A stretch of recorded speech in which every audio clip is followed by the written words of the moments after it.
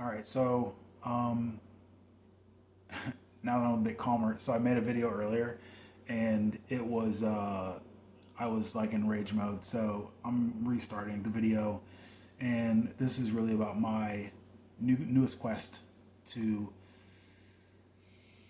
I've always been one to want to refine myself and get better, and it's caused me to find fault with other people.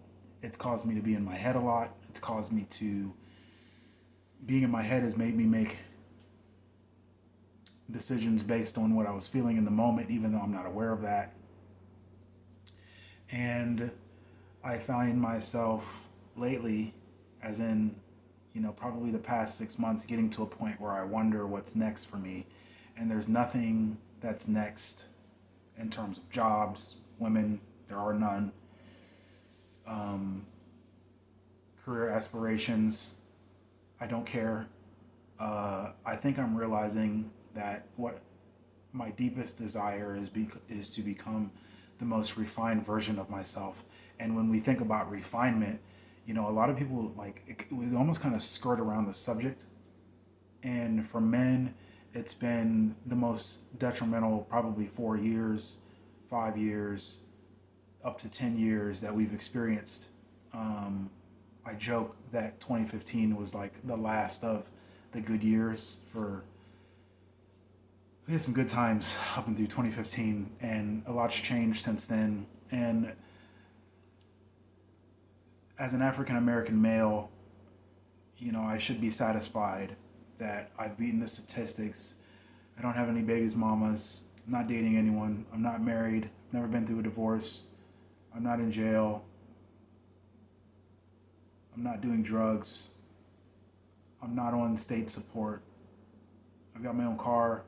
I rent my own apartment by myself. I pay for all of my bills by myself. I don't get help from anyone. And the only thing that I'm really responsible for is the debt that I've accrued. And I decided, so this has spawned from several things. A month ago, I was at a bachelor party, and the guys that were there, we had cigars and bourbon. And I'm not a bourbon guy, I'm not a whiskey guy. But there was something about the cigar and the pure tobacco and not inhaling that resonated with me. And I found myself watching movies. And I've always been my favorite James Bond is Daniel Craig. And so I've always been also the most interesting guy in the world. The most interesting man in the world. Remember him? I was drinking Dos Equis in college because of this guy. And there's something about being a proper gentleman. So I watched the Guy Ritchie. So some of The Kingsman, all four of those, loved them, right? Dressing up in a suit, three-piece suit, even the transporter, all the way back to Jason Statham, where he's dressed in a suit and he's handling his business in the most savage of ways. The Gentleman by Guy Ritchie, I watched the series and the movie, and it just took me on this personal experience in the past few months of what am I missing? You break up with someone, and lately I'd say a lot of women have been going for the downgrade because the downgrade doesn't offer any resistance. In fact, there was a guy at work, an older guy, who said, it's best to just give them what they want. It causes less problems, right? And this is what a lot of older guys believe who have been teaching the younger guys the same thing. So it's been this steady progression of the women just, there's no, with us buying OnlyFans, with us purchasing subscriptions to see them without anything, just our money. Guys have fallen into this pleasure seeking. And I've been reading Ayn Rand, hope I pronounced that properly, The Virtue of Selfishness. And I'm going to read some of that later. I'm not going to read that now. But it brought me to objectivist ethics. And real quick, there's three things. So, objectivist ethics advocates for a life guided by rational principles, where one's actions are aligned with objective reality and aimed at achieving personal happiness and fulfillment. I'll read that one more time. So, objectivist ethics advocates for a life guided by rational principles where one's actions are aligned with objective reality and aimed at achieving personal happiness and fulfillment. My personal issue is that I've always been in my head, analysis by paralysis, those types of things. And I've gone with the things that I thought would make me feel good instead of rational principles with actions that are aligned with objective reality and aimed at achieving personal happiness and fulfillment. Objectivist ethics are about becoming a rational man. And I've been very irrational. Let me just real quick. So, 3 things with being rational. There is rational self-interest. There is reason as the primary tool, and then there is the objective reality, right? So rational self-interest. Objectivist ethics is based on the principle of rational self-interest. This means that individuals should act in accordance with their rational judgment to achieve their own happiness and well-being. Individuals should act in accordance with their rational judgment to achieve their own happiness and well-being. With reason as the primary tool, rationality involves using reason as the primary tool for understanding the world and making decisions. It rejects whims, emotions, or mystical beliefs as valid basis for actions. And objective reality. Rational actions are those that align with the facts of reality and the nature of human existence. This includes recognizing and respecting the rights of others. Rational actions are those that align with the facts of reality and the nature of human existence. This includes recognizing and respecting the rights of others. Now, irrational, on the flip side, is 3 things: whims and desires, 1, mysticism and subjectivism, 2, and self-destructive behavior. So whims and desires. Actions based on whims, desires, or emotions without rational consideration are deemed irrational. Actions based on whims, desires, or emotions without rational consideration are deemed irrational. These actions do not consider the long-term consequences or the factual reality of the situation. I think a lot of men are really here in the irrational place. Mysticism and subjectivism. Objectivism rejects any form of mysticism or subjectivism where actions are guided by supernatural beliefs or subjective feelings rather than objective reality. And I don't need to explain that. How we feel, how we think, how we believe, causing us to act on our whims, desires, and emotionals without rational consideration for the factual reality of the situation. For instance, she does not like you, bro. She would return your text. She would tell you. She would meet with you. There's no checking the calendar. There's no I'm busy today. There's no I've been overwhelmed. There's none of those excuses. She doesn't like you, bro. Don't get in your head about it. Don't think about it. Don't try to figure out what the text meant. She would tell you and you would know if she liked you. Because you don't know, use your rational judgment and understand objectively the facts aren't there to give you reason to believe that she likes you. And yet you try, yet you seek, yet you wonder. And it throws your whole day for a loop because you're being irrational.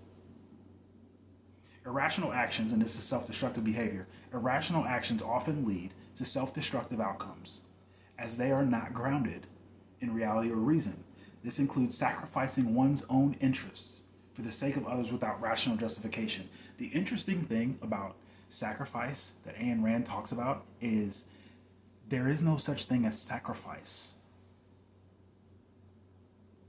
if what you are giving up leads to the greater thing that you want. There is no such thing as sacrifice if what you're sacrificing leads to the greater thing that you want. Values. You sacrifice a lesser value for a greater value. That's not a sacrifice. That's being an objective, rational man.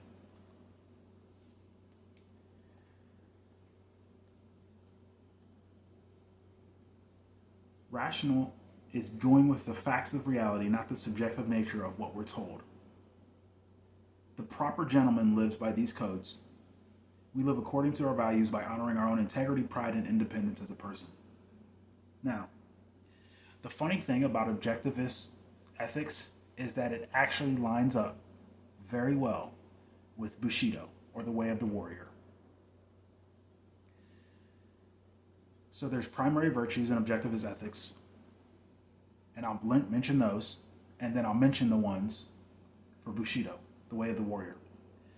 So there's rationality, productiveness, pride, integrity, independence, honesty, and justice. Bushido is honor, loyalty, courage, rectitude, which is adhering to moral principles and justice, calmness, justice, which is fairness and impartiality, fairness, which is treating others equitably, and politeness. So there's a little bit of redundancy in the way of the warrior, but it's the same thing as objectivist ethics.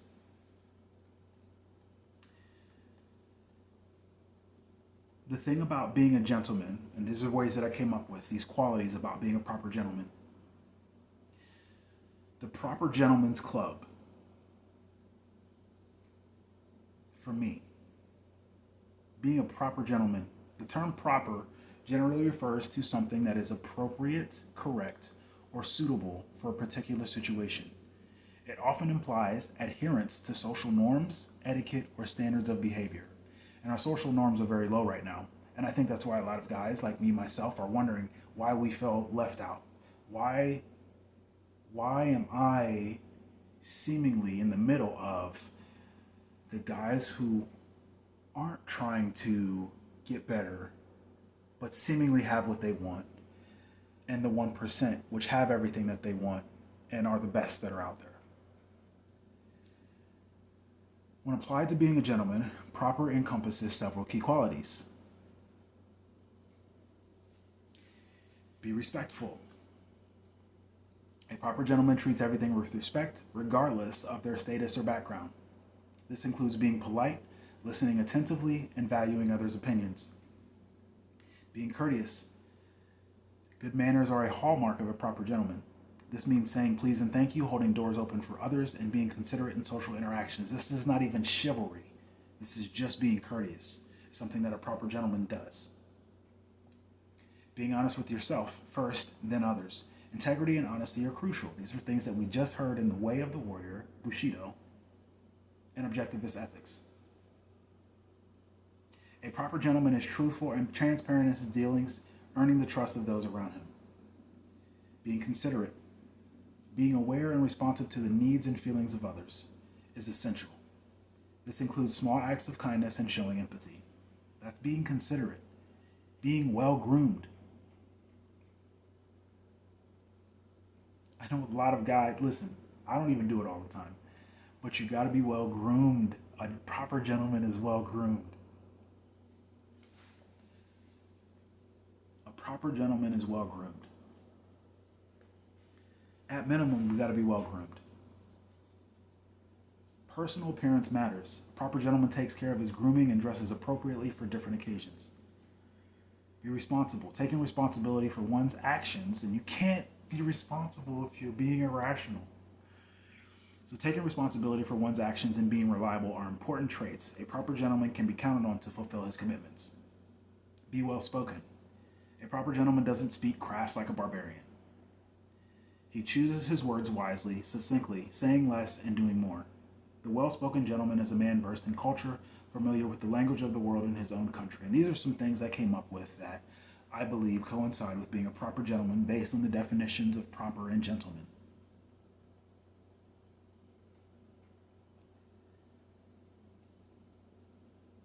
Lastly, objectivist ethics, which I want to rewind to real quick because we just went over the names of them. But rationality, the commitment to reason as one's only source of knowledge and guide to action. This involves being honest, logical, and objective in all aspects of life. Productiveness, the dedication to creating value through one's work and efforts.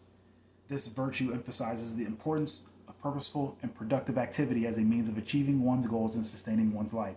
One thing that Ayn Rand talks about in productiveness is that the rational man, the man with self-esteem, takes the greatest pleasure in using his mental capabilities and faculties to be productive. Not seek pleasure. The greatest pleasure that a rational man, the proper gentleman, the greatest pleasure that we take is in using our mental faculties to be the most productive that we can be. We choose productivity because rationally our values, our self-esteem, our pride, our integrity as a proper gentleman cause us to want to be that more and more each day with those actions. A proper gentleman, I swear on God, a proper gentleman is not purchasing OnlyFans subscriptions. A proper gentleman is not worried about getting a lady. A proper gentleman is worried about being a proper gentleman. Pride, the moral ambitiousness to achieve one's own happiness and self-esteem. Pride involves taking responsibility for one's actions and striving for personal excellence. Independence, the virtue of relying on one's own judgment and abilities. This means thinking and acting autonomously without undue influence from others. We got to get off social media. Well, at least the Instagrams and TikToks. You wouldn't be here if it wasn't for YouTube, but YouTube can be something to learn, something we can use our mental faculties to get better. That's being productive. Integrity, the practice of acting consistently with one's principles and values. Integrity involves being true to oneself and maintaining moral principles even in the face of challenges. Honesty, the refusal to fake reality or deceive oneself or others. Honesty involves recognizing and accepting the facts of reality, no matter how difficult. I don't know how to get like, even for me, like, when I was reading this and going through this and prepping this, even sitting here now going through this, it's just hitting home so hard. I mean, these words are in the Bible. This is in Bushido. This is objectivist ethics. This is everything that ever has been preached about being a man. And yet we have the hardest time. We have the hardest time doing the rational thing. Justice, the principle of treating people as they deserve based on their actions and character. Justice involves recognizing and rewarding merit and condemning wrongdoing.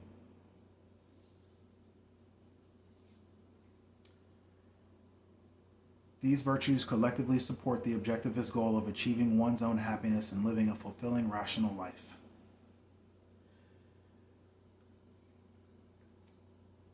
That being said,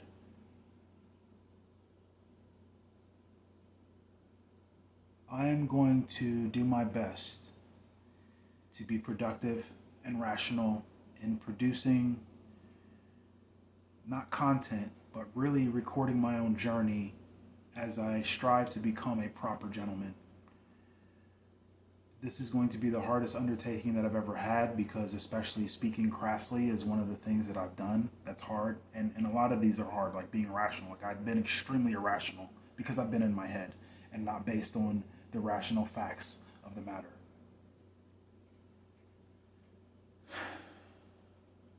You can even look at the 7 cardinal virtues, which I'm not even going to get into right now, and they line up with all of this. There is no choice but to become the proper gentleman. The proper gentleman is the only thing that we can do to raise our value as men and take back what's ours, which is authority and the right to rule. And that's all there is. So I hope you come along with the journey. If not, it's cool. I'll be here recording the journey for myself and where it gets me. Appreciate you listening, and see you next video.